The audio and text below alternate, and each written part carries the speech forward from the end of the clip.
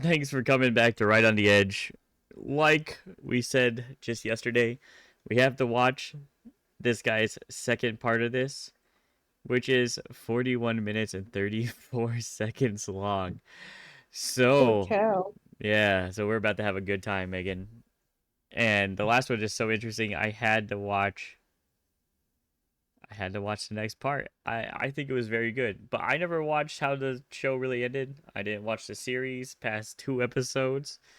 The first season to me was like dry and boring. I didn't know. Okay, I didn't give it a chance. All right, come on, don't judge me too much. But I'm judging you.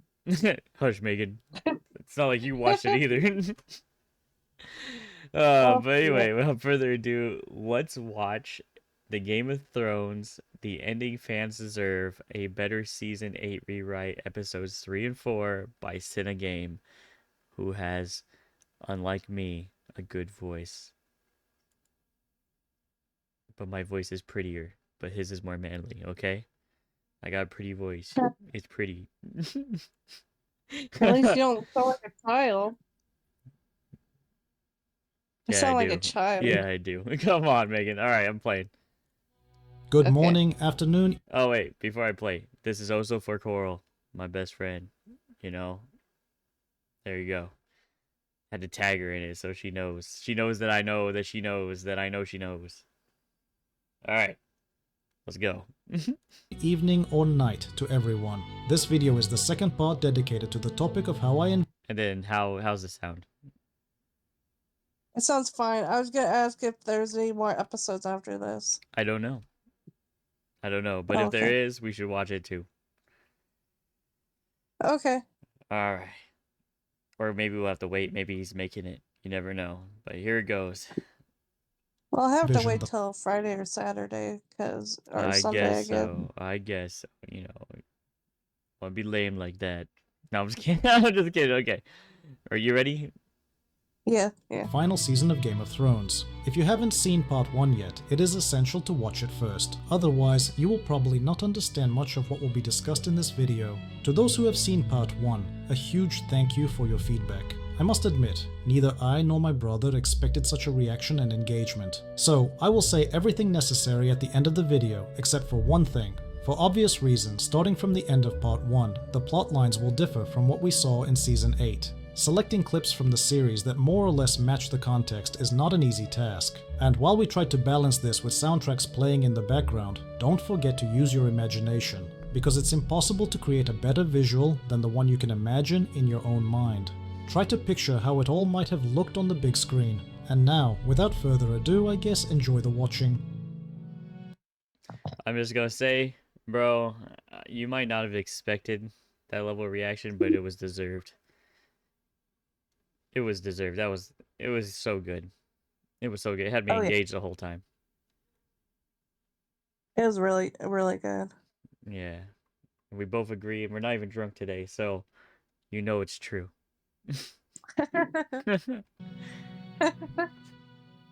The procession of horses and wagons that left the outskirts of Winterfell and headed south had crossed the Moat Cailin. According to legends, Moat Cailin was once a grand fortress of the First Men, consisting of 20 stone towers, of which only 3 remain intact today. Nothing remains of the wooden castle walls, which were once as tall as those of Winterfell. Nevertheless, Moat Cailin was still inhabited and played an important role as a fortified point, defending the north from the south to this day. To the south of the fortress stretched the lands known as the Neck. Along the only dry road lay endless swamps, filled with sucking sinkholes, venomous snakes, and flowers, and the coming winter made the journey south even more treacherous.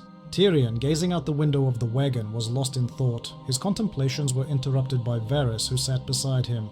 Varys shared his concern that since their departure from Winterfell, they hadn't received a single raven with any news. What was happening at the castle? Had the dead reached the defenders of Winterfell? And if they had their efforts been successful? And had they managed to stop the greatest threat to the living? In his usual manner, Tyrion replied that sooner or later news would reach them, but regardless of the outcome, it was unlikely to be good. If the living won, how many of them are still alive? He said, thinking of his brother. And if the White Walkers did, he continued, it's better to think of something pleasant while we still have the chance. Yeah, that sounds like a very Tyrion thing to say. Man, I don't. I think it'd be worse to be that guy on the outside right now than it would be to be there fighting. Because at least fighting, you're right, you don't have really time to like think about other people and if they're doing okay. But out here, you're just stuck waiting. I don't know. I think that would be torture still. Yeah, that's what I meant. That's what I'm saying. It'd be torture. Just stuck there having to think like, oh shit, man, are they even alive? Uh, Definitely would rather be on the battlefield for that for sure. 100%. Being stuck in your own mind's awful. Sam Oh Talia yeah. was also restless. He tried to quell his anxiety by reading an old book he had taken from the Citadel in Old Town. It was a collection of chronicles and ancient tales from various peoples about the Long Night and the hero who ended it. The book recounted the Royner's version, a retelling of the chronology of the Long Night from the sacred scrolls of Yiti, and how a figure named Herkun the hero, armed with the sword Lightbringer, had led the people into battle and dispelled the darkness. The tome also contained the Westerosi version, an old tale of the last hero who sought out the children of the forest to help him where thousands had failed, and prophecies from ancient Ashite texts which described how the hero was to be born again after a long summer. Evil, cold, and darkness would descend upon the land, and Azor Ahai would once again wield the sword Lightbringer to fight the darkness. The filters that they're using for these images that they found from God only knows where are very good for the dramatic. Just like it adds a sense of like gravity to it. Yeah, that's my. I hope this doesn't sound bad, but it kind of reminds me of those cutscenes and stuff like that were like picture cutscenes in The Witcher, like the original Yeah. Witcher, and what. No, I don't think that sounds So bad. I think that's a good example. Yeah. no, I really like it. I think it really adds to the drama. Yeah, for me, it's kind of like Fire Emblem cutscenes, like from the older games, where they weren't videos, but like a series of pictures describing the scene. Oh yeah, Yeah, yeah. yeah, yeah. All these legends seemed useless to Sam as they lacked facts and were merely loose retellings of events from centuries past. He had come to this conclusion during his journey from Old Town to Winterfell, but after weeks of research and conversations with Bran Stark, he turned the pages with a new perspective. The inconsistencies in some details were becoming clearer, and Sam noticed common patterns in the legends of different peoples. The book he had initially thought useless now held information that was destined to become key. Voices and shouts were heard. The column slowed its pace. Sansa Stark, opening the door of her carriage, saw two dragons flying in the sky. Rhaegal flew with his usual ease, but Drogon's flight seemed labored. The largest of Daenerys Targaryen's dragons landed on the King's Road with a heavy thud. Daenerys jumped to the ground, followed by Brienne of Tarth, Tormund, Theon Greyjoy, and Jorah Mormont. They were barely standing. Their armor was smeared with blood, soot, and dirt. The exchange of news began. When asked what had happened in the battle at Winterfell, Man, it must be awful to be the Starks right now, like losing their sibling. I was just thinking about that, and not only losing their Oh, sibling, but their sibling that's right at the end. He turned into the evil guy all over again. the what were they named? Like I can't remember what their name was. Like White Snow or something like that. I don't remember. The White Walkers, I believe. Oh, the White Walkers. There White you Snow, go. but I don't know if this guy counts as a White Walker. I think he's like Uh, different. I think the White Walkers are people like he can resurrect or something. oh, okay. Well, Yeah, who yeah, knows? Who knows? Anyway, I'm not sure, but yeah, let's continue. Man, that was good. Like yeah, so far, the suspense and the build up is already happening. Like I'm feeling it. I'm getting drawn in already. Daenerys yeah. We replied that the just gotta capital of remember the to North was pause and lost. react. Brienne Yeah. I know it's hard. Yeah, as long as we do every couple minutes or so, I think we'll be okay. But it's hard because I just want to watch it. It's so good. I'm watching it. added, in Yeah, response to Tyrion's inquiries, that part of the forces defending the castle had managed to escape through the southern gates, heading south. As they flew on the dragon, they saw through the blizzard the retreating columns of people, covered from the dead by the Unsullied. But how many had survived the battle, and where the army of the dead was now, they did not know. The news of the defeat of the united forces of the living at the walls of Winterfell echoed through the column. Daenerys, whose thoughts were on Jon Snow, ordered everyone to continue moving toward Yeah, I bet they were, young lady. Calm down. You know? Yeah, calm down, alright? Yeah. I'm just messing. I'm just messing. towards the twins. She would fly ahead with him, as Jon needed a master's help due to the wounds he had received in the battle. Sansa Stark opposed this decision. She reminded them that Riverrun was still under Lannister control and that they didn't know what was happening south of the twins, nor did they know how far the Night King and the horde of whites had advanced. The safest place for them now was the Vale of Arryn. The high mountains of the Vale separated this region from the neighboring kingdoms. During winter, the mountain passes were buried in snow, and all communication with the Vale was carried out only by sea. This meant that neither Cersei with her southern allies nor even the advancing army of the dead from the north would be a threat to those in the Vale for some time. Daenerys and the others found Sansa's words reasonable. It was decided that since Sansa was familiar with Robert Arryn, she would travel with Daenerys and Jon on Drogon to the Arryn's winter residence, the Gates of the Moon, and the others would continue their journey to the twins. Tyrion, as the Queen's Hand, would lead the people until her return. Upon arriving at the twins, they would send ravens to all the castles of Westeros south of the Neck, sharing the news from the north and urging people to move south. Hold up. Hey, this is getting really good, really fast. So I think we should pause real fast. Real fast. Don't worry, guys. We'll be right back. In your time, it'll be like instantaneous. But I think we should get some popcorn.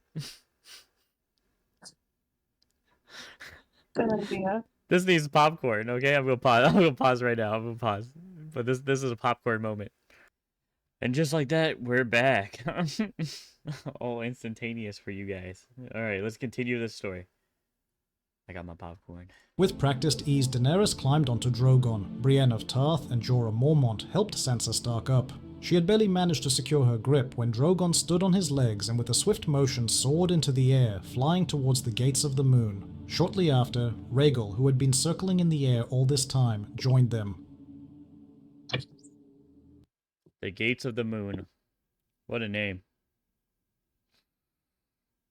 It's a cool name. But also, that dragon's like injured still, right? So,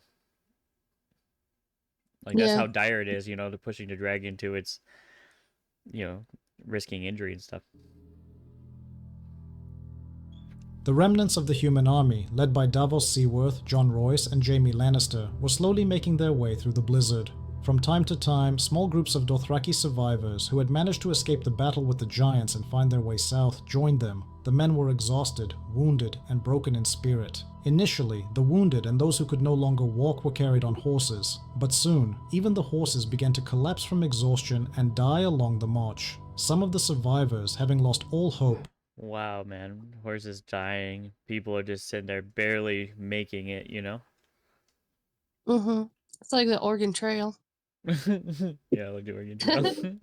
and exhausted their last reserves of strength, abandoned their weapons and wandered off into the darkness, eventually sinking to the snow-covered ground. The commanders, particularly Ser Davos, forced such men to stand, return to the line, and continue the retreat towards Moat Cailin, where they could find shelter and rest. However, the longer they marched, the less effect these words had. Soon, no one spoke a word. Everyone was lost in memories of the battle, the oppressive darkness of the long night, the cold wind mixed with snow, and the threat of the hordes of the dead pursuing them robbed them of all hope. The remaining human army was permeated with hopelessness and despair. I mean, after surviving that would be, you know? Jesus, you probably can't even picture home right now because you're afraid to hope because you still think at any time you might die. In my perspective. What do you think? Sorry, I just had a whole bunch of people walking. I gotta go to my bedroom really quick. Okay, yeah. Okay, I will wait for you and pause again. But this time it's for you and not me. So anyway, I said like from my perspective, right? They don't even want to think about hope right now because they still think they might die at any time, and they think that even trying to picture hope is like, you know, it adds to hopelessness. And I was like, in my opinion. Yeah, I could see that. Yeah. All right, go start it again. Thanks to the speed of the dragons, Daenerys, Jon and Sansa reached the Arryn's castle within a day. The dragons landed within the fortress walls, and Sansa immediately reassured the castle's defenders by stating her name and title. She requested an audience with Robert Arryn and help for her brother, the king in the north, Jon Snow. The Knights of the Vale helped lift Jon off the dragon's back and carried him into the Gates of the Moon. The commander of the fortress, upon learning from Sansa the reason for their arrival, tried to find out if Jon Royce and the Knights of the Vale, who had gone to aid Winterfell, had survived. I like how John Royce just looks like a dude in a sweater. I mean, I see the metal at the bottom, but if you just looked at the top, right, he's like in a turtleneck sweater. Yeah, I could see that. You could barely see the metal though, but Yeah. it just looks like he's in a turtleneck. Yeah, I was just like, huh, look at this strangely modern librarian. Here. And then I noticed the metal at the bottom. Okay. This is so good though. This is really good. But Sansa Stark could not provide an answer. The master of the castle examined the dragon rider's wounds. The injuries Jon had sustained during the battle and from the fall after he leaped at the Night King was serious. While Jon's wounds were being dressed, Sansa questioned Daenerys about the details of the battle. Daenerys explained that she and Jon had seen little of what had happened at the castle walls. She recounted how Jon... And I'm just gonna say it. It must be unfair to be Sansa and looking at that other girl. Wait, why is that?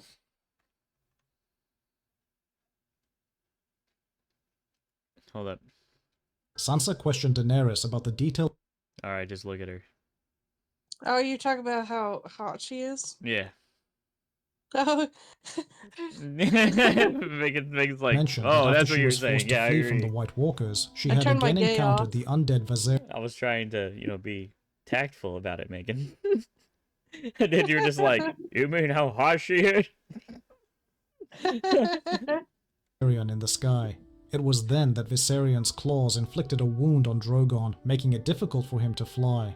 Rhaegal had flown to their aid, attacking the undead Viserion, which allowed Daenerys and the injured Drogon to retreat to Winterfell. Flying low over the ground, she had tried to spot Jon Snow in the thick of the battle, but saw only Brienne of Tarth, Jorah Mormont, and Tormund fighting their way through the horde of wights to Winterfell. What had happened to Jon after he leaped from his dragon, she didn't know. She only reported that she was fortunate to see Theon carrying Jon towards the main courtyard. When they flew away, they noticed that for some reason, the others and the dead did not pursue the fleeing people to the south, as if they were distracted by something else. Who managed to survive and Because they got what they wanted. A new king. yeah. Bum bum bum. who didn't, she didn't know. News of the events in the north quickly spread across Westeros, and within a week after the battle at Winterfell, rumors had reached the shores of Essos and even the free cities such as Norvos and Qohor. By this time, Jon Snow had already regained consciousness. Beside him, sitting on the bed, was Daenerys. His attempt to stand brought only sharp pain, and Daenerys' hand gently pushed him back down. She asked him what he had been thinking when he jumped from Rhaegal onto the Night King. Let me answer. Thinking. That wasn't really part of it. No, I'm just kidding. This is a show. He'll probably tell her what he was thinking, and it'll probably be something that makes sense. But for me, sometimes you just see something right, and you're like, well, I have to do something. And thinking doesn't really, it should happen, doesn't really happen. Right? With a sigh, he replied that he had seen the Night King holding a White Walker spear, which meant that Rhaegal could have been harmed. That was the only clear thought that came to his mind. Jon looked at Daenerys and told her in detail what had happened to him after the fall and what he had seen in the Godswood of Winterfell. His voice sounded as if he was apologizing to her, and Daenerys fully understood what he was thinking. Jon kept replaying one simple thought in his mind. If only he had managed to strike the Night King with Longclaw during the fall, none of this would have happened. I hate it. I hate the trope where people blame themselves when they've done the best they can do. I mean, it's realistic. Yeah, but I hate it because you shouldn't treat yourself that way. No, And I'm it's, just and it's saying just like, well, it's not just that, but also she was just like, I understand what you're thinking, and you're right. If only you had done better, you know what I mean? Yeah, you're Yeah. supposed to comfort me here. Yeah, exactly. Exactly. It's not just the main guy thinking it, but all the people around him in these shows are like, yeah, you're right. Maybe next time don't suck so bad. Fucking douche. But the reality is, he jumped off a dragon several hundred feet in the air to try to kill this guy and just failed. Oh my, What are you gonna yeah. do? You know, I was like, that's pretty much all you could do. You tried. Yeah, it was Crazy. pretty impressive what he did. Yeah, exactly, But like, bro. there's Leaping only off so his much you dragon can and do shit. when, yeah, there's only so much you can do from jumping off a dragon, like, you know? Hey, he knocked the other guy off his dragon too, right? Like that was like how it went.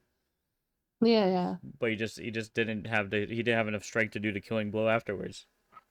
And you know, Yeah. can't even be blamed. You jumped off a dragon. Crazy. Meanwhile, in the Red Keep of King's Landing, Qyburn entered the Queen's chambers. He informed her that Euron Greyjoy's fleet was finally ready to set sail and that the preparations they had discussed were nearly complete. Queen Cersei Lannister seemed unlike herself. The departure, and as she saw it, the betrayal of Jaime Lannister had taken a heavy toll on her. She was drinking so much strong wine that she could now compete with her hated brother Tyrion. However, traces of her former sanity had not completely left her. Gazing out at the city streets, she asked Qyburn if they were making a mistake with their actions. Over a month ago, news had arrived that the wall had fallen. Now, there were rumors that a threat unlike anything humanity had ever faced was moving south, destroying and killing everything in its path. What if they should consider an alliance with the king in the north and the last of the Targaryens, Daenerys? Qyburn, in his usual soft and persuasive manner, It's it's amazing that she's having a lucid moment of sanity. But this creepy pedophile looking guy is like, nah, you're good, girl. Let the darkness consume you, you know, essentially. Yeah. replied that all of this was merely the enemy's trickery, and the tales of the others, the fear of the White Walkers, he continued, glancing at the mountain standing in the corner of the Queen's chambers, are nothing more than superstitions and nonsense believed only by I'm gonna go on record and say the real guy doesn't look like that. Just this picture right here. Oh, yeah. Yeah, he just looks like a dude. You know, I'm just gonna say, man, you is this image, all right? I don't know what it is. They made it look creepy, or which I guess is It's the because he point. looks like a priest. A creepy priest. Yeah. common folk. The longer Qyburn spoke, the more clearly madness gleamed in the Queen's eyes. The Hand of the Queen promised Cersei that when Euron Greyjoy returned after fulfilling his part of the plan, he would, with the help of his unique art, inaccessible even to the wisest minds in the Citadel, provide her with something truly magnificent. The Queen, now fully dismissing her doubts, thanked Qyburn for his loyalty, and pouring herself another glass of wine, returned her gaze to King's Landing. By the beginning of the third week of Jon, Daenerys and Sansa's stay at the Eyrie, a raven arrived at the castle with a message from Tyrion Lannister. The letter stated that part of the army that had survived the Battle of Winterfell had managed to reach the twins. It was time to return. Daenerys Targaryen decided that Jon should remain at the Eyrie for a little longer. Jon Snow, feeling responsible for what had happened, opposed this decision and wanted to join the others at the twins, not wishing to stay behind. However, Sansa Stark managed to reason with her brother. She wisely pointed out that Jon still couldn't stand firmly on his feet, and such a dragon rider would be of little use. More importantly, Drogon was also not fully So not only are they like, yeah, it probably is your fault. Your epic leap off a dragon sucked so much that you didn't even kill the guy, and now you can't even stand up. Fucking loser. Stay here. Like, we just want you to feel extra useless. They're like, you loser. Yeah, pretty much, bro. Point Like, a laugh at that guy. yeah, and they're like, yeah, now you have to stay here because riding the dragon and not even walking is just too much. Too much for you. Yeah. Fucking goddamn, dude. This guy's getting rough. He's just taking it. recovered from the battle. Therefore, Daenerys believed that one of the dragon riders needed to stay here to look after the dragon. Unable to find words to argue, Jon had no choice but to agree with Daenerys to Yeah, unable to find. I mean, what words are you gonna use? Everybody's called you a loser, and you're already feeling like one, and then they're like, "And you are pretty much." Also, the dragon needs a babysitter, so you know, come on, it'll be lonely. That dude, that's like saying, "Hey, we're gonna go fight a fire, but you know, the dogs are all here by themselves, and you're kind of retarded, so stay with the dog." As if the dog won't be fine by himself. It's a Yeah. dragon, okay? Like what's going to happen? Anyway, decision.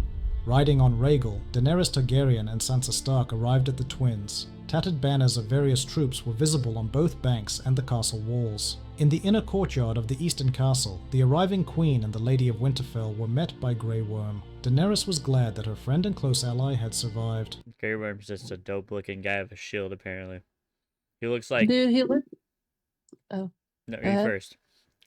I was gonna say he looks like one of those characters from what was it?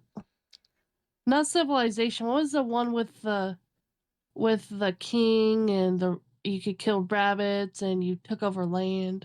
I have no idea. I don't remember. It's like if you kill the king, then the game was over. Wow. No idea. I can't remember. To me, it looks like Shredder, but, you know, still more human. From the Teenage Mutant Ninja Turtles. I could see that. I could definitely see that. Yeah. Together, they headed to the former halls of the Fries, where the heroes had gathered to discuss what to do next. Just as before the Battle of Winterfell, the heroes once again began a council. Along with Grey Worm, Jaime Lannister, Davos Seaworth, and a small group of knights had arrived at the Twins. But Daenerys' attention was drawn to a man who remained silent, standing slightly behind the others. He was dressed in a green cloak and was watching her intently. Varys, the only one who recognized him among the commanders who had arrived a few days ago at the Twins with the survivors, introduced the stranger to the Queen. He said, "Allow me to present to you Lord Howland Reed, head of House Reed and Lord of Greywater Watch." The name meant nothing to Daenerys, unlike Sansa Stark. She remembered the stories her father, Eddard Stark, had told her about his old friend from the Crannogmen, who had participated in Robert Baratheon's rebellion against the Mad King. Howland was one of the 7 Northmen who went to the Tower of Joy to rescue Lyanna Stark, and he was the only one, aside from Eddard, who survived the fight against the Kingsguard. It was Howland Reed's people, the Crannogmen, who had helped the survivors of the Battle of Winterfell cross the neck. The most severely wounded were taken to Greywater Watch, the ancestral castle of the Reeds. The rest were guided south through the swamps of the Neck by secret paths. The Crannogmen are secretive, short-statured people unlike other northerners. They live reclusively and almost never leave their marshes. According to legend, during the Andal invasion of Westeros, the Crannogmen allied with the Children of the Forest, who intended to stop the invasion and use magic to flood the Neck. The Crannogmen possessed special magic known only to them. Neighbors who often fought with the Crannogmen, such as the Ironborn, the Freys, and the Boltons, despised them for avoiding open battles, preferring instead to shoot enemies with poisoned arrows from ambushes. Attempts to capture the Reed's castle, Greywater Watch, always ended in failure. The invaders couldn't even find it. In the end, they all died ingloriously, disappearing in the swamps and bogs. Howland Reed reported that his people... Damn. So it's a problem to fight dirty? I don't think so. But, Jesus Christ. Apparently there's little badasses over here, little midget badasses just in the jungle being like, yeah, come in here, we dare you. We double dog dare you. You about to die, motherfucker. I mean, it's really cool, but didn't they just say that people got pissed off over it? Of course they did. You know, because they were losing. Like, you know what? And they're all fans of Robin Hood. oh yeah. Yeah. were patrolling the northern outskirts of the Neck and Moat Cailleen. The Crannogmen would be able to delay the advance of the army of the dead, leading the Whites into the swamps and quagmires. Even for the others, crossing this region would take some... I imagine it's going to be harder to defeat these undead people in the swamps and stuff than they think it is, because these people bring winter with them, right? So they bring like freezing cold weather and darkness and shit. So the swamps are going to be like... The swamps are miserable in the heat. Can you imagine that shit frozen? Oh yeah, that would be cold. Yeah. And really cold. Yeah, exactly. Yeah, you're all wet and cold, and it goes from muggy to cold. Oh, Jesus Christ. time. Daenerys thanked her newfound ally for the help, though she still felt that Reed looked at her with some suspicion. She then informed the group that Jon and Drogon were forced to remain in the Vale of Arryn for now, recovering their strength. This was crucial information. It meant they could only count on one dragon. After glancing around at everyone present, she posed the primary and key question. What should they do next, and do any of her advisors have a plan? Jorah Mormont spoke first. Their first major problem was that they no longer had an army to fight another battle. The second issue was that they had almost no obsidian weapons and arrows left to fight the army of the dead. Most of their supplies were lost with Winterfell, and extracting new ore from Dragonstone became impossible a few days ago. In response to Sansa's bewildered question of why, Davos Seaworth explained that the Ironborn fleet had laid siege to Dragonstone. If the reports from Dragonstone were true, Euron Greyjoy himself was leading them on his Silence Galley. Daenerys, in a fit of rage, uttered several curses and declared that she would burn Euron's entire fleet, followed by Cersei and King's Landing. Tyrion, after exchanging a glance with Varys, stepped forward and, looking Daenerys in the eye, said that she shouldn't do that. Yes, the situation seemed dire. They had lost the battle against the Night King, but they were not yet defeated.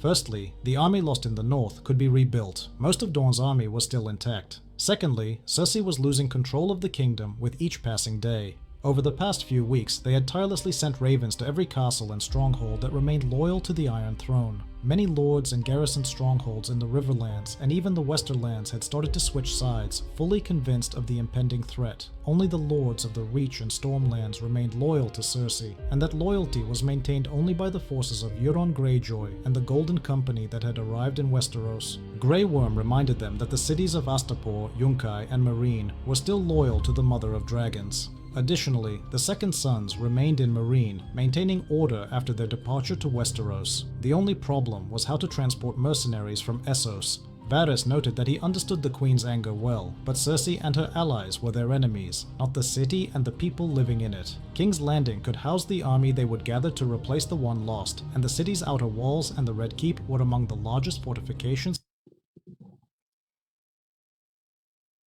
I don't blame her for being pissed off. I'd also be like, man, burn that fucker to the ground. Right? But, you know, I guess they could just burn the castle, you know? Yeah. Residency is cool. What do you think? You know, we should react to The Witcher story. Like, obviously not get, like, clips of the Okay. whatever. Just, yeah. Yeah, we will. That's what. But this is good. That's what this is reminding me of. This is just reminding you of Witcher.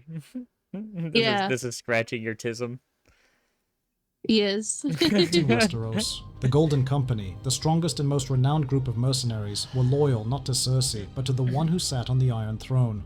This must be taken advantage of, he said, stepping aside to give the floor to Tyrion. This is what we will do. Yeah, make Tyrion the king. I mean, he's smarter than the rest of you anyway.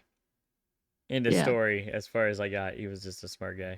Jaime is the only one my sister won't harm and might still listen to. He will go to King's Landing and convince Cersei to relinquish her claim to the Iron Throne, finally ending this pointless war. In the meantime, the only one who can lift the siege of Dragonstone is you on Rhaegal, but the fleet mustn't be burned entirely. We need to preserve as many Ironborn ships as possible. You'll have to face the entire armada alone and kill Euron Greyjoy. If he dies, Yara Greyjoy will rightfully become the next candidate for the Seastone chair. Damn, Yara Greyjoy is a babe. Yeah, I was thinking that, and I think the Queen could get it too. The Queen could get it. Yeah.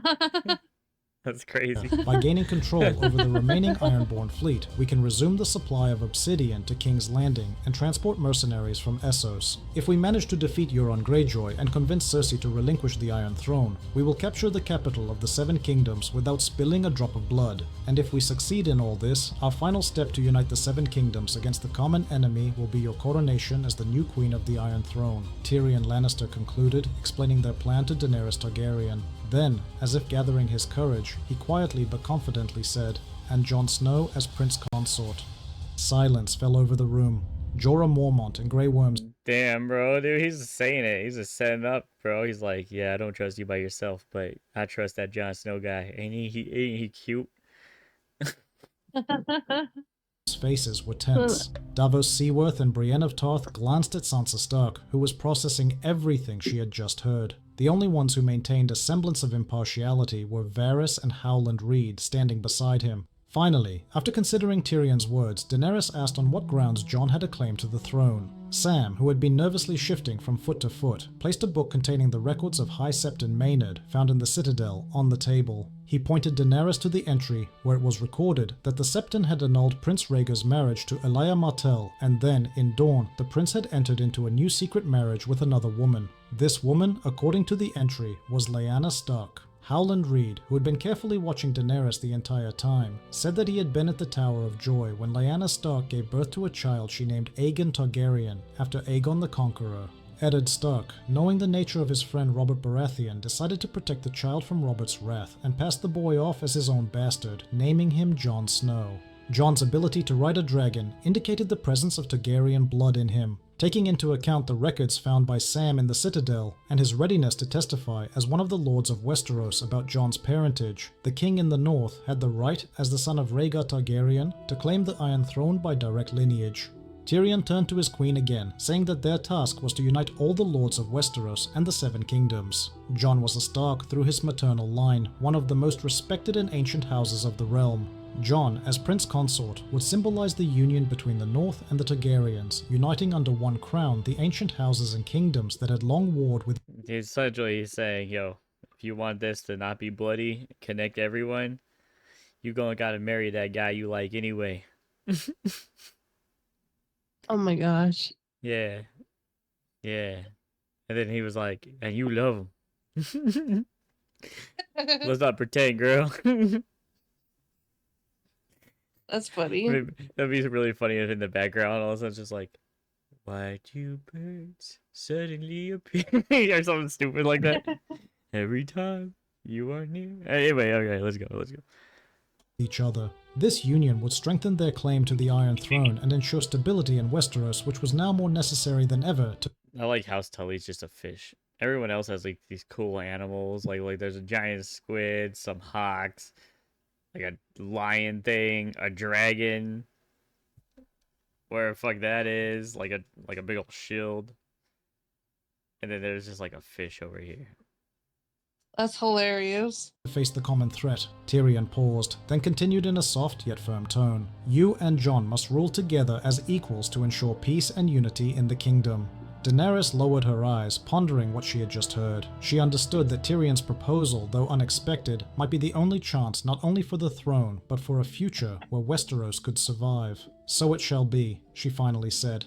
Later that same day, Jaime, after bidding farewell to the others, rode off to King's Landing with a small escort. 2 days after his departure, Daenerys mounted her dragon Rhaegal and headed east towards Dragonstone. Tyrion and Sansa remained at the Twins, preparing their forces for the impending march south. The sentinels at Moat Cailin and the Crannogmen patrolling the Neck noticed the weather worsening with each passing day, and the snowstorm grew more intense. Visibility decreased, and at night the fog became so thick it felt almost tangible. These signs pointed to one inevitable conclusion. The army of the dead would soon strike and continue its march against the world of the living. I think the zombie horses are so cool in these like cutscenes from the actual show. I'm not sure if you noticed it, but like just the way their bones are like there and the muscles like dripping off in some places. Great special effects in my opinion. And probably not just my opinion, but I just think they look so cool. Every time I see these horses, I'm like looking at it like, dang, dude, look at that.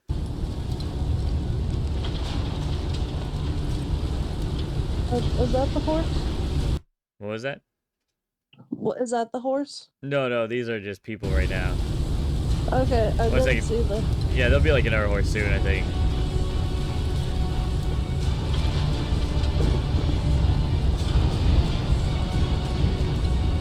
These zombies are really cool too.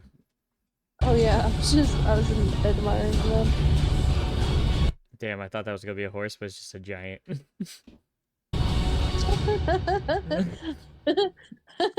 When the Night King's army reached the northern borders of the Neck, those who had been forced to stop like at the somebody Grey Water riding at the Watch back. under the leadership of Jon Royce began retreating south. Not long before, he had received There's our librarian again, bro, leading troops.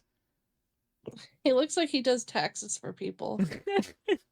a raven from Sansa Stark That's at the great. Twins, detailing their next moves. But instead of chasing after the main army heading to King's Landing, Jon Royce decided to head to the Vale of Arryn. The time the wounded had spent recovering at the Grey Water Watch was not enough for them to endure a long, intense march to catch up with the army that had set out from the Twins toward King's Landing. Royce reasoned it would be wiser to take refuge behind the Mountains of the Moon in the Vale, and then, after gathering the remaining knights and men, retreat to Gulltown from where they could sail to King's Landing on the ships captured from Euron Greyjoy. The few weeks spent in the Vale under the care of the Maesters had allowed Jon Snow to fully recover, and he spent most of his time outside the castle walls, watching over Drogon and waiting for Daenerys and Rhaegal's return. Like Jon, the largest and strongest of Daenerys' dragons was gradually regaining his strength. As he watched Drogon fly, Jon recalled Daenerys' words. Before she left with Sansa for the twins, she had told him that Drogon had always been different from Rhaegal and Viserion. As Drogon grew, his behavior became more willful. Yes, he had never harmed her, but there were moments when he refused to obey. Maybe it's just because he was a teenager. I was gonna say a little kid. Yeah. He had asked Jon not to do anything foolish and not to attempt to ride him. In the first few days, Jon was very cautious. Drogon was far larger than Rhaegal, and his size was intimidating. But a few days after Daenerys and Sansa had left the Vale, Jon decided to approach Drogon. He wasn't entirely sure what drove him at that moment. Carefully, step by step, he moved closer to the dragon, who watched him intently, his growl growing louder. But when Jon's hand touched Drogon, the dragon went quiet. Jon didn't know why, but he didn't feel any danger around the dragon. Maybe he had an itch right there. Maybe. Who's this grumpy? On the contrary, standing beside him, he felt calm, as if this were an old loyal companion he hadn't seen in many years, and Jon felt that this sense of familiarity was mutual. A small contingent led by Jaime Lannister finally reached the outskirts of King's Landing. As they approached the Dragon Gate, located in the northern part of the city, Jaime noticed many siege weapons mounted on the walls. Dozens of scorpions on wooden platforms had been set up along the walls and towers of the city. The area around the Dragon Gate was in chaos. For some reason, people wishing to leave the city were not being allowed through the gate. In addition to the city guard, soldiers of House Lannister and mercenaries from the Golden Company were stationed at the gate. As he pushed his way through the crowd, Jaime managed to catch the eye of one of the guards, who noticed Jaime's distinctive golden hand. The Lannister soldiers escorted the arriving group to the Bro, I'm surprised he's in this giant crowd of poor people with a gold hand. You know, I'm not gonna lie to you. That's the most unrealistic thing I've seen so far. Man, he would be mobbed out, bro. Yeah, he'd be mobbed out. Red Keep. Within the fortress walls, Jaime and his men were met by Cersei's royal guard. Surrounding them in a semicircle, the guards ordered the newcomers to drop their weapons. Jaime and the others had no choice but to comply. Then two of the guards ordered Jaime to follow them. The royal guard led Jaime to the Queen's chambers. It had been just over 2 months since he had left King's Landing, answering the call of Jon Snow and Daenerys Targaryen. But upon seeing his... It's crazy that he went to do his duty. Like, there must be some crazy character development, because, you know, when I was reading the books, this dude was just a giant asshole. Fucking his sister. Ugh. Who is this lady? Yeah. Oh. Oh, the queen? Yeah. Yeah, Ugh. they're like twins or something. Yeah, anyway, yeah, it was crazy. Yeah, that's why that other guy was crippled, you know, because he saw them doing it, and they opened up the window and knocked him off a tower. Oh. Yeah. Yeah. Well, in context, that makes a lot more sense. Yeah, dude, I thought I told you the other day. Anyway, yeah, creepy shit. And now he's like a sane one. Like what? He's a saint now. What can you say? Yeah, maybe he's like, banging your sister isn't that good. I don't know. He's a man of God now. He's a man of God. He was shocked by how much she had changed in such a short time. Cersei asked why he had returned. Wasn't he now with those they had considered their enemies, the Starks and the Targaryens? Jaime was taken aback by her words. He asked Cersei if she understood what was happening, if she knew where he had just come from and what he had seen. How could they still be discussing who marched under which banners? Cersei, as if not hearing a word Jaime had said, her eyes filled with malice and venom, replied that such thoughts were only for those trying to preserve their house's legacy. This isn't about noble houses. Oh, cool. This is like a direct quote, too. From the show, I guess. Oh, cool. Yeah. This is about the living and the dead. And I intend to stay amongst the living. Jaime knew his sister better than anyone, but he couldn't believe what he was seeing. He tried to reason with her, saying that no one could face the White Walkers and their horde of whites alone. He described how he had seen from the walls of Winterfell the dead overwhelming the Stark soldiers, the Knights of the Vale, and the Unsullied, how they, undeterred by any obstacles, broke through the defenses, gathering in a chaotic mass beneath the castle walls, and how thousands of other whites climbed over them, scaling the walls and killing everyone in their path. If they did not stop this senseless struggle over who would sit on the Iron Throne, they were all doomed. Cersei shook her head and replied that if it was all so meaningless, then she would keep the throne for herself. Taking a few steps away, she added that she was willing to forgive his betrayal if he swore loyalty to her. Otherwise, he would be charged with treason. Treason. Disobeying your queen's command, fighting with her enemies, what would you call it? You've lost your mind, Jaime quietly said. For a second, I was like, wow, he sounds just like that narrator. And then I realized it was the narrator. Oh. Damn, okay, I'm gonna continue.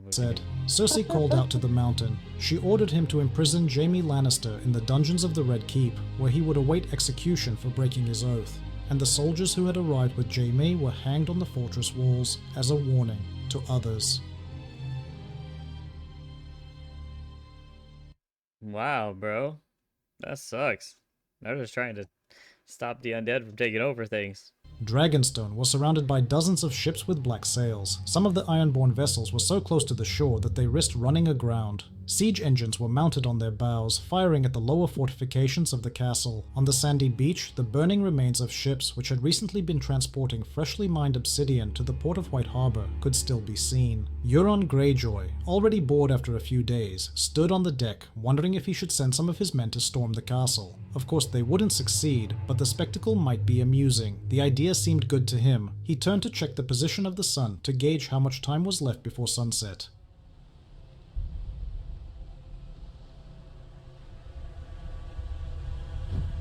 He's like, well, that sucks.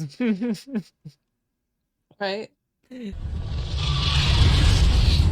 Euron looked around frantically trying to spot the second Holy dragon, cow. but it was nowhere Yeah. to be seen. A crooked smile spread across Euron's face. This might be easier than he had thought. Daenerys noticed the familiar ballistae mounted on the bows of the ships. One by one, the machines aimed in her direction. Even through the rushing wind, she heard the clatter of metal strings and then saw dozens of arrows flying toward her. She shouted left. Rhaegal, spreading his wings wide, sharply changed his flight path, dodging the barrage. Another arrow whizzed by, just a meter away from Daenerys. Another volley came from That looked closer than a meter. It's right then where the dragon wouldn't have liked me anymore because I would have shat myself.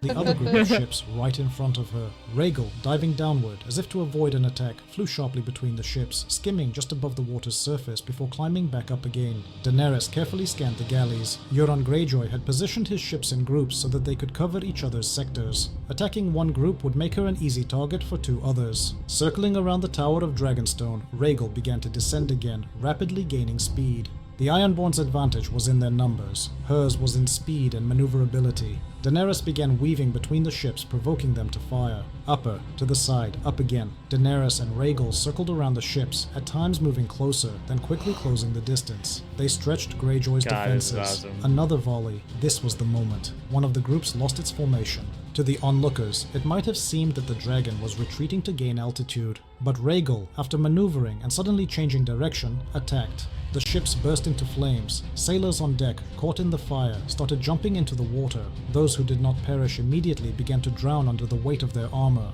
Euron ordered his ships to regroup, but due to the smoke billowing from the burning vessels, some captains on nearby ships didn't see the command. The fleet began to lose its formation. Some tried to turn back, others continued to follow the order. Visibility dropped. A dragon's roar filled the air, and a stream of fire hit several ships at once. Daenerys broke through the fleet, clearing the way to the Silence. After a circular maneuver, dodging another arrow, she unleashed flames upon Greyjoy.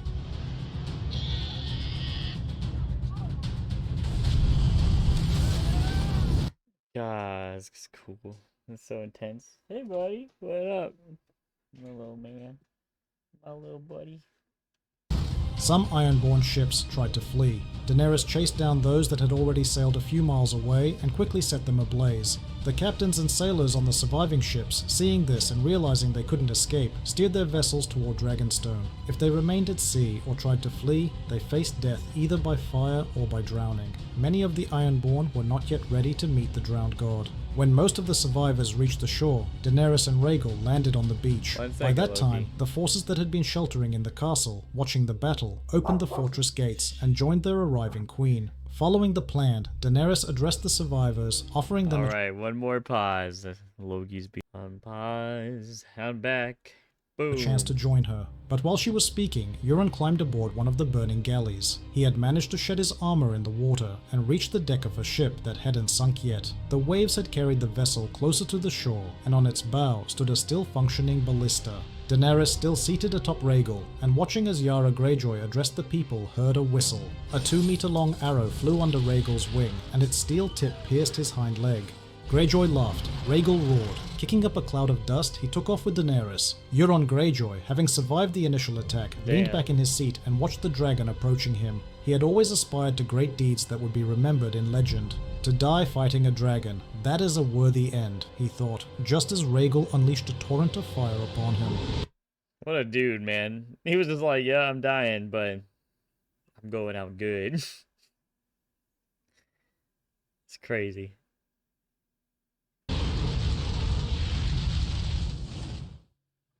Jaime Lannister, imprisoned in the Red Keep's dungeon, heard the sound of approaching footsteps. The door opened and Bronn stepped inside. He gave Jaime a short nod and remarked that he and Tyrion now had more in common. Jaime expressed surprise that Bronn hadn't already fled King's Landing. The former sellsword replied that the option was still on the table. The question was whether it made any sense. He asked Jaime if it was possible to escape the dead by crossing the narrow sea. Jaime just shrugged.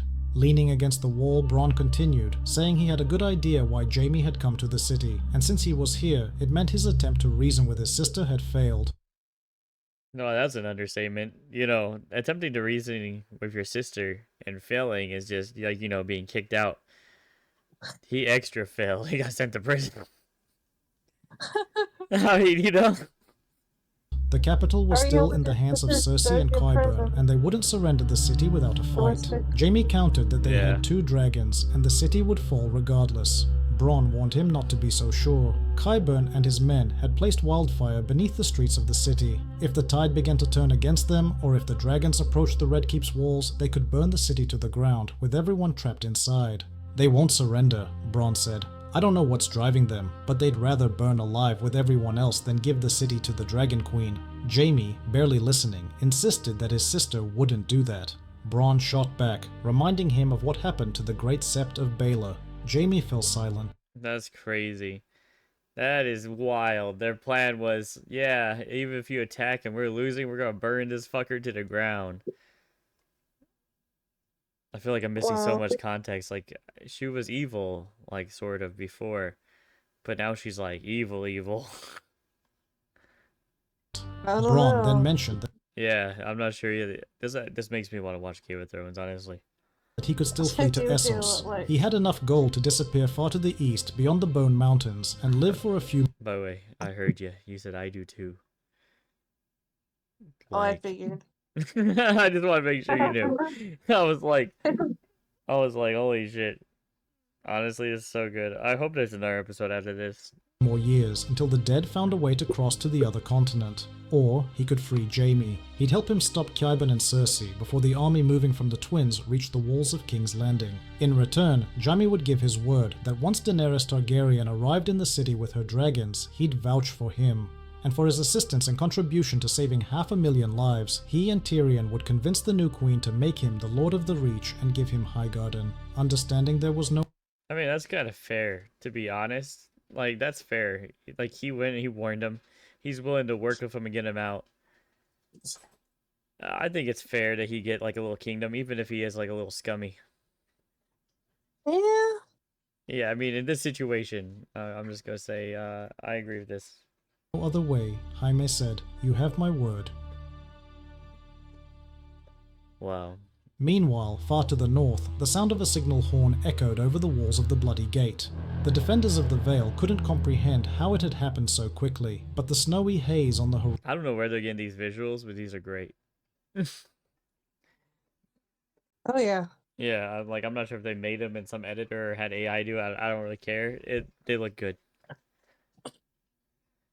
I like it. Yeah. horizon, unnaturally changing direction, and rapidly approaching the fortress walls could mean only one thing: the dead were already on their way. The Knights of the Vale and the forces from Greywater Watch under John Royce's command took their positions. From the castle walls they saw hundreds of the pause. dead emerge. Yeah. Okay, so I know what they did. Uh, I think I've used it before, but it's like Windows Movie Maker, so probably not the same thing. But I just took a GIF and you just put it over like an opaque one Yeah, I think or they just have. translucent. I think they just have like a filter that says snow or something like that.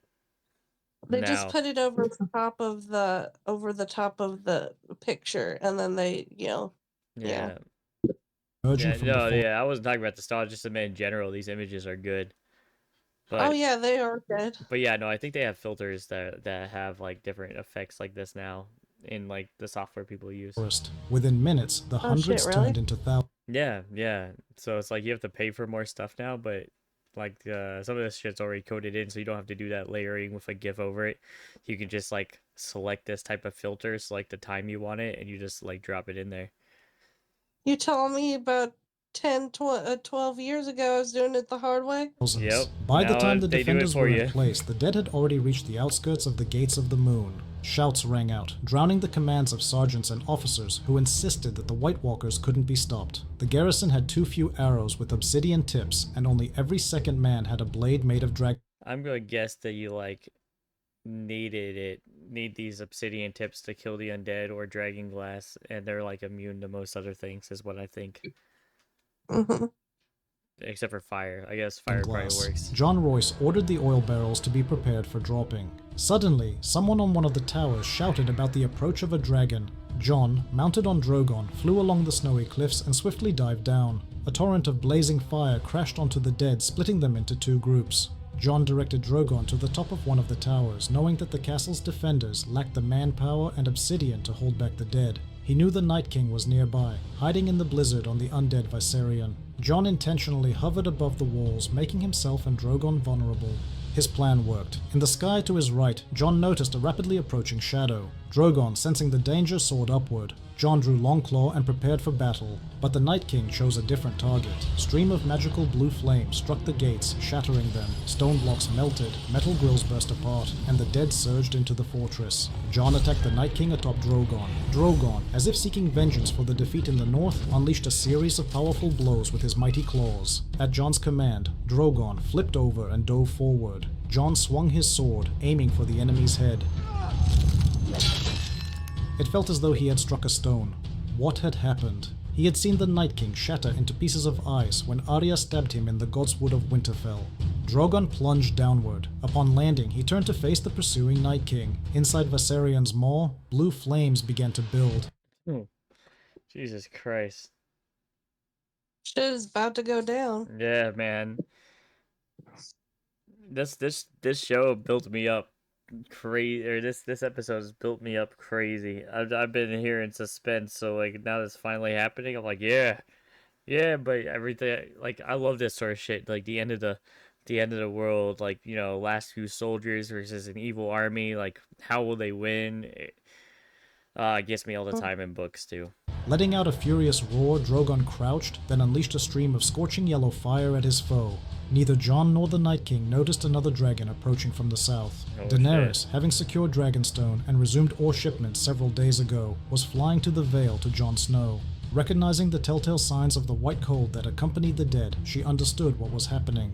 From a distance, she spotted the battle in the sky, grabbed the obsidian spear she had taken from Dragonstone, and hurled it at the Night King, striking him in the chest as Rhaegal clamped his jaws around Viserion's neck at tremendous speed. Once again, Jon heard a sound like cracking ice. Neither Valyrian steel nor obsidian could harm the Night King. Mounted on Drogon, Jon drew level. Yeah, what's different? Was that little kid more powerful than the other one? I don't know. Yeah, because the other time, like, you know, the little dragon glass or whatever they call it, it like destroyed the other guy. Yeah. Yeah. With Daenerys, who was flying on Rhaegal, and shouted that they needed to retreat. Both riders dove down, evading Viserion's attack. Gaining speed, they began their retreat southward. The Night King pursued them for a short while before slowing down and turning back toward his unstoppable army, which was assaulting the Gates of the Moon. In King's Landing, Bronn and Jaime walked through one of the castle's secret tunnels. Jaime wondered aloud what their chances were, just the two of them. Bronn replied that with a fighter like him, not much. Luckily, there were three of them. Bronn told Jaime that during the days he spent in the dungeon, Sandor Clegane, better known as the Hound, had also arrived in the capital. The Hound had survived the Battle of Winterfell and, with a small remnant of the army, made it to the Neck. But he didn't stay there long and headed to the Twins. There, he learned from Gendry, Robert Baratheon's bastard, that Arya Stark had died in battle. The Hound refused to believe Oh, I forgot she died. Man, that's awful. Oh yeah. Oh, I forgot all about that. Okay. it, but Gendry said that Theon Greyjoy had seen it with his own eyes. Deserting the army, he headed to King's Landing to kill Queen Cersei and the Mountain, the people Arya He just decided to go by himself. He's like, there's a job that needs doing and a bitch that needs killing. Here I come. didn't have time to cross off her list. The city was preparing for a siege. Seizing the right moment, the Hound managed to sneak through the city walls at night. As he searched for a way into the Red Keep, he happened upon Bronn, Tyrion Lannister's former sellsword. When Bronn learned the reason for the Hound's arrival, he agreed to lead him into the castle. At the exit of the tunnel, the Hound was waiting for Jaime and Bronn. They had to act quickly and decisively. The three of them reached the throne room. There they found Cersei, Qyburn, the Mountain, and a few more royal guards still loyal to the Queen. Qyburn reacted first, ordering the guards to kill the traitors to the throne. A fight broke out. The Hound crossed blades with his undead brother, while Jaime and Bronn fought their way to the throne. Realizing the situation was dire, Qyburn began to back away towards one of the doors at the rear of the throne room. Bronn noticed this, Running like a little bitch. swiftly cut down a guard and chased after him. Jaime, having defeated the last guard, looked at Cersei.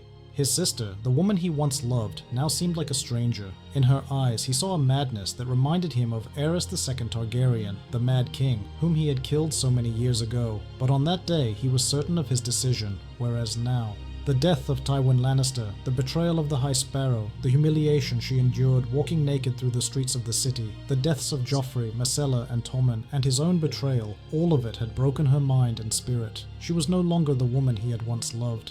Cersei stood by the throne. Rage ignited in her eyes. She lunged at Jaime, screaming that he had betrayed her like everyone else. Jaime took one final step forward, and his blade plunged into her chest. Her eyes widened. She tried to speak, but blood spilled from her mouth. Meanwhile, the Hound, furiously battling the Mountain, managed to knock the sword from his brother's hand. Stepping aside and swinging his sword, he cleaved the Mountain's head from his shoulders. Bronn, having caught up with Qyburn, returned to the throne room just in time to see Jaime gently lowering Cersei's body to the floor. His face was contorted with pain, but he knew it had to be done.